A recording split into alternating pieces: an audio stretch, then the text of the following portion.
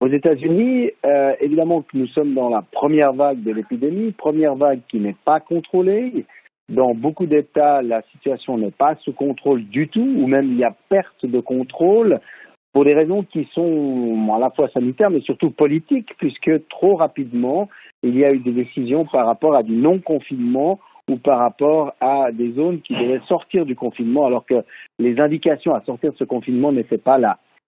Le Brésil est un problème particulier, comme vous le savez, avec également des décisions politiques délétères par rapport à la prise en charge de l'épidémie. Et nous sommes toujours, évidemment, dans une première vague, tout comme dans le reste de l'Amérique centrale et de l'Amérique latine.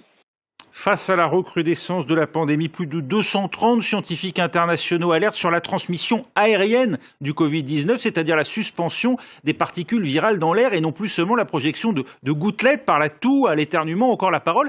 Qu'est-ce que ça change concrètement dans le mode de transmission ?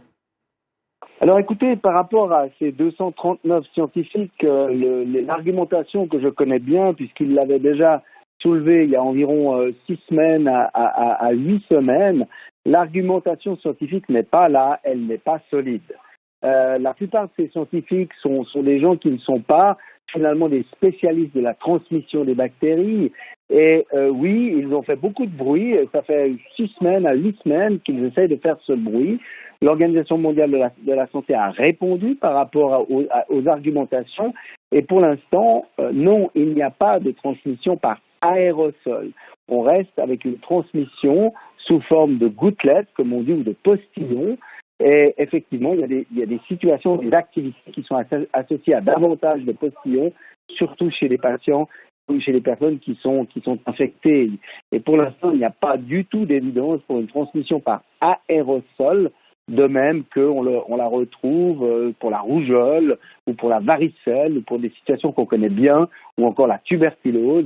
On n'est pas du tout dans ce contexte-là, puisque on est devant un R, donc cet indice de transmission, qui est toujours entre 2 et 3, éventuellement 4, alors que la transmission par aérosol peut être, lorsqu'il s'agit d'un virus, de l'ordre de 12 à 16, et on n'en est pas du tout, on n'est pas du tout dans cette situation-là. Donc je pense qu'il ne s'agit pas du tout d'évoquer la transmission par aérosol comme étant à l'origine, par exemple, de cette première vague absolument non contrôlée aux États-Unis, mais bien par les mesures barrières qui ne sont pas du tout appliquées de la manière avec laquelle ces mesures barrières ont été appliquées en Europe, par exemple, et avec grand succès.